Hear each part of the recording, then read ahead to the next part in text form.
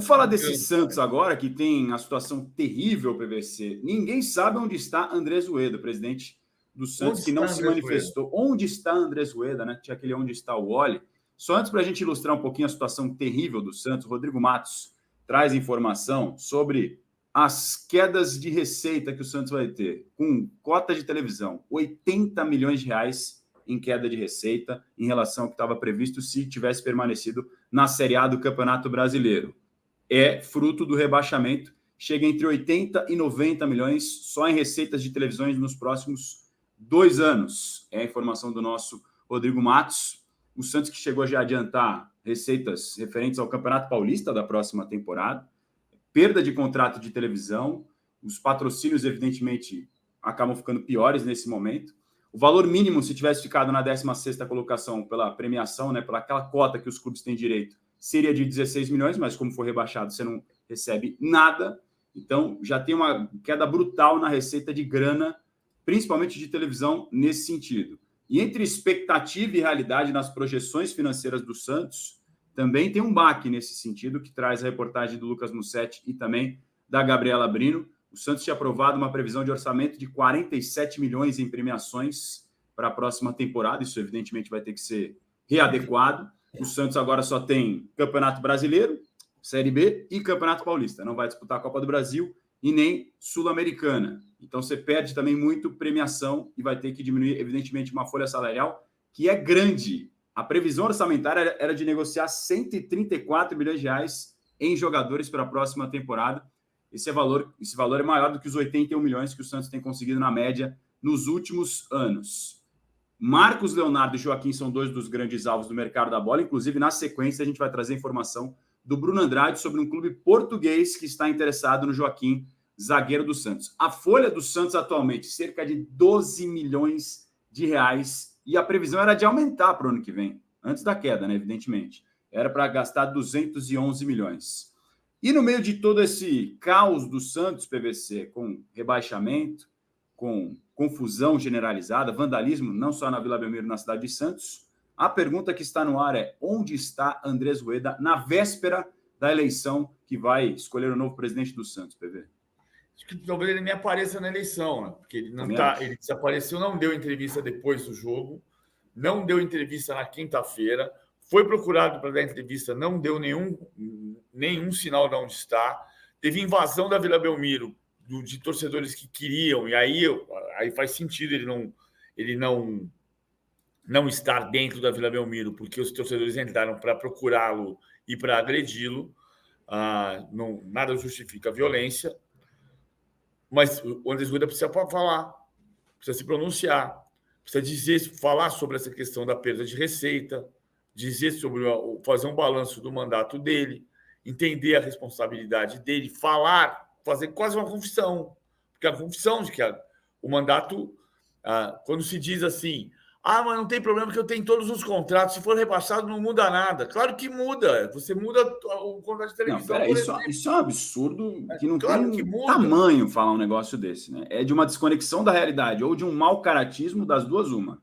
Não tem muito para onde fugir. É claro que muda. Então, muda. A matéria do Rodrigo Matos indica isso. Você perde 80 milhões de reais de receita.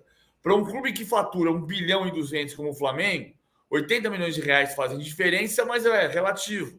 Para um clube que fatura 350 milhões de reais, você perder 80 milhões de reais de receita e permitir ao Flamengo crescer mais ainda, ao Palmeiras crescer mais ainda, ao Corinthians crescer mais ainda, ele vai ficar num abismo, um abismo financeiro, que vai sair dele como? Com Midas, com um mecenas, como foi Marcelo Teixeira durante um período.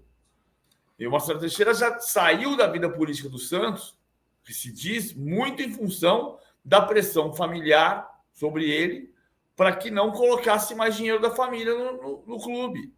Então não tem um Paulo Nobre, não tem um John Textor.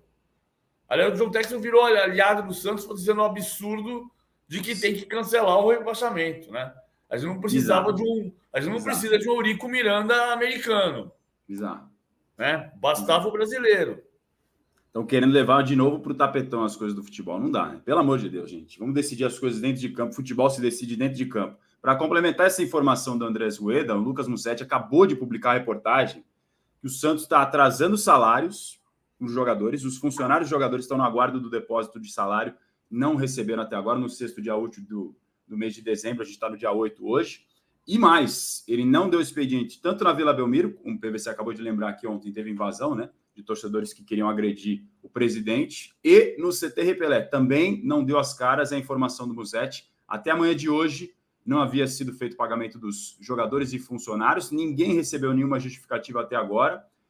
O Musetti lembra que o Rueda sempre se gabou de pagar os vencimentos em dia, e agora está atrasando no último mês, justamente o mês da queda para a Série B. E amanhã, como a gente já mencionou, tem eleição para presidente. Marcelo Teixeira, Maurício Maruca, Ricardo Agostinho, Rodrigo Marinho e Vladimir Matos são os candidatos.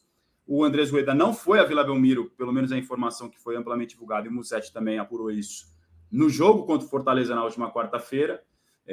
A gente acabou de informar a respeito dessa invasão de ontem na Vila Belmiro. E também não deve ir votar amanhã, como o PVC acabou de mencionar. O Santos organizou um grande esquema de segurança própria e pediu aumento do efetivo para a Polícia Militar para essa eleição do Santos. Se a do Corinthians, o pessoal já estava falando que seria quente pelas circunstâncias que estavam acontecendo, imagina essa do Santos amanhã, Hernan, com o time recentemente acabou de ser rebaixado pela primeira vez na sua história. Promete. Cara, o Santos ele mereceu cair e o Santos só dependia dele para cair e conseguiu, né? Então, assim, é um Santos que simplesmente não vibrou, o que a torcida fez nas últimas rodadas, o corredor, aquela coisa da recepção, as vésperas dos jogos, indo no aeroporto, os jogadores, parece que aquilo ali não tocou o coração dos jogadores, parece que aquilo ali era mais um dia comum. E isso muito em função do que a gente foi vendo acontecer na questão da gestão mesmo. Vamos contratar, vamos sair contratando. Aí pega dinheiro ali, pega dinheiro aqui, vende um jogador, vende o Ângelo, vende o David Washington, vamos pegar dinheiro aqui, vamos fazer um time aqui desesperado. A maior folha salarial do Santos, de sua história, foi com o time caindo, né? E jogadores completamente descompromissados. Então, assim, o Santos ele dependia dele para cair e o Santos caiu. Então, assim, agora, para você pegar com pouca receita, para você pegar um time disputando uma Série B e um Campeonato Paulista, se você não tiver uma gestão minimamente organizada, vai ser difícil, porque assim, a Série B, vou usar um clichê aqui, mas não tem mais bobo, né? Você vê o Cruzeiro ficando, você vê o Vasco batendo e voltando, o Botafogo antes de virar SAF batendo e voltando todo ano. Hoje em dia, e eu canso de falar isso porque eu já ouvi da boca de jogadores, não foi assim de um jogador ou outro, já ouvi de vários jogadores. Hoje em dia tem jogador que prefere estar no Fortaleza do que jogar no Santos. E nós estamos falando aqui, 2023, coisa de 10 anos atrás, o Fortaleza estava apresentando o Marcelinho Paraíba já em final de carreira numa cadeira de bar, naquelas mesinhas de bar, mesinha com cadeira de plástico de bar. E olha onde está o Fortaleza hoje.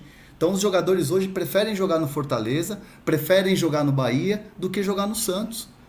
Então essa é a realidade do Santos. Então se o Santos não tiver uma organização mínima, vai sofrer para subir. É a realidade hoje do futebol. Não é, se não tiver uma gestão mínima, não sobe. Hernan, você não precisa citar nome nenhum, não. Eu posso citar os três: Anocelo, Lucas Crispim e Marinho.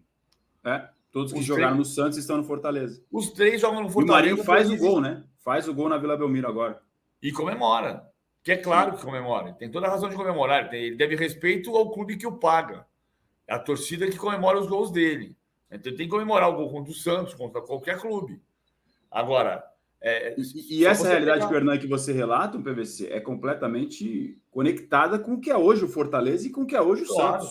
O Fortaleza tem uma gestão profissional eficiente com o Marcelo Paz há tanto tempo para chegar a viver o momento de ser vice-campeão da Sul-Americana, com todo mundo entendendo que poderia perfeitamente ter sido campeão. Quando que o Santos disputou uma final desse nível? 2020 na Libertadores. E de lá para cá, 20 para 21, né?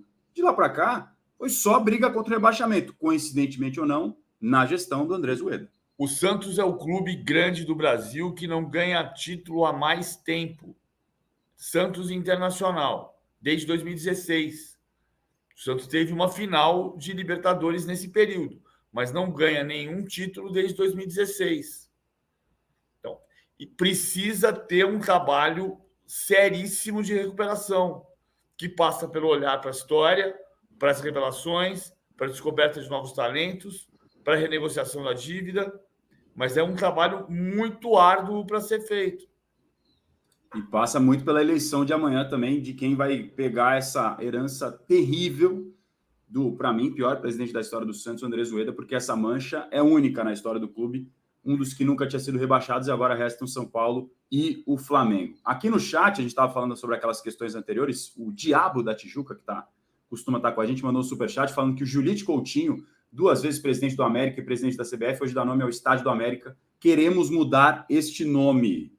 Diabo da Tijuca, Trajano, está ligado nas questões do América. Não, mas o Julite não está nesse meandro todo que eu citei, não. O Julite foi um presidente da CBF digno e pode mudar o nome do estádio, não tem problema. Pode chamar Luizinho Tombo, pode chamar estádio qualquer coisa. Maneco, mas o Julite não está. O Julite é anterior àquela questão que eu coloquei. O Julite indicou o Medrado Dias para a sucessão dele. Ainda falando sobre o Santos, para a gente fechar o noticiário do Peixe, na sequência a gente vai ter o Samir Carvalho para falar das questões do Corinthians. Bruno Andrade traz informação sobre Joaquim, zagueiro do Santos, que está na mira do Sporting de Portugal. Conta para a gente, Bruno Andrade.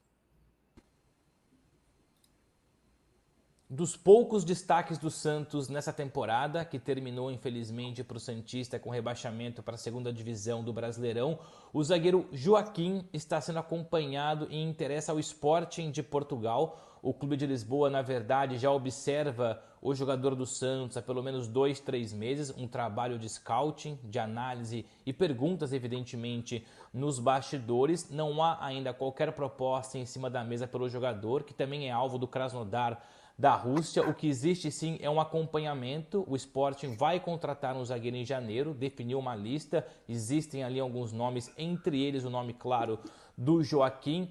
Há mais ou menos 2-3 semanas, quando o Sporting fez uma primeira consulta, ouviu que o Joaquim estava avaliado em aproximadamente 8 milhões de euros, na cotação atual mais ou menos 42 milhões de reais. A questão é que esse valor hoje é praticamente inviável, dado então o rebaixamento do Santos para a segunda divisão. O Sporting vai jogar isso a seu favor, vai reduzir o preço.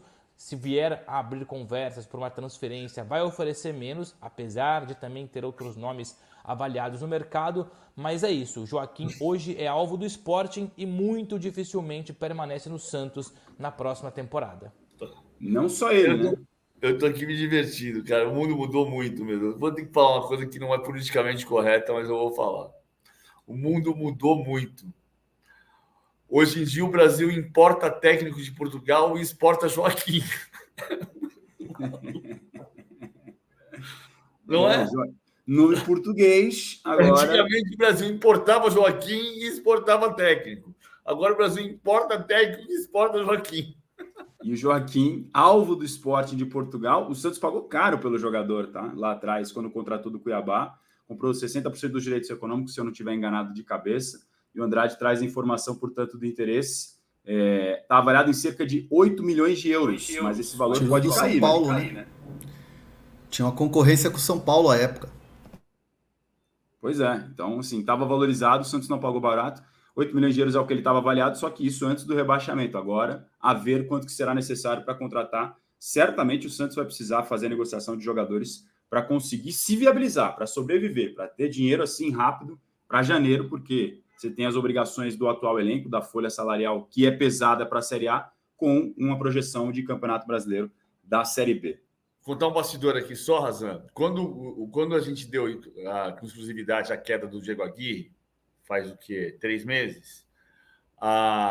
No dia seguinte eu conversei com o presidente Andrés Ueda e perguntei por que tinha demitido. Aí ele falou, ele deu alguns exemplos e disse, ele tem um zagueiro como o Joaquim, da qualidade do Joaquim. Aí o Joaquim erra uma jogada, um dia, e perde a posição no time, ele não tem paciência. Eu falei, presidente, E o senhor com o técnico? Foram 5 jogos. O Diego Aguirre cai, entre outros motivos, porque não tem paciência com um jogador. E o Santos cai porque não tem paciência com os treinadores. E porque tem um presidente que desde o início falava que não entendia de futebol. Enfim, ele mostrou isso na prática, como realmente não entendia, colocando pessoas erradas em cargos estratégicos, mudando de treinador como quem muda de roupa íntima, e chega a essa situação de ser o pior presidente da história do Santos, o Andrés Rueda, nessa situação dramática do Santos. Vou liberar André Hernan, nosso companheiro, mas eu sei que ele tem aquela última, né? Ele sempre guarda na manga aquela última informação de São Paulo, não é isso, André Hernan? Isso. Vamos falar do Lucas Moura, porque a mensagem que chega é a mensagem com o seguinte conteúdo. As conversas estão evoluindo e evoluindo bem. Então, São Paulo e Lucas já deram start para a negociação do novo contrato, do contrato em 2024. A ideia do São Paulo é um contrato de 3 anos. É claro que a questão financeira ainda é um passo que precisa ser dado, mas essas conversas estão evoluindo e elas estão caminhando bem, já jogam uma projeção muito positiva para o Lucas permanecer em 2024. Há otimismo dos dois lados, tanto do lado do Lucas quanto do lado do São Paulo, em relação a esse novo vínculo.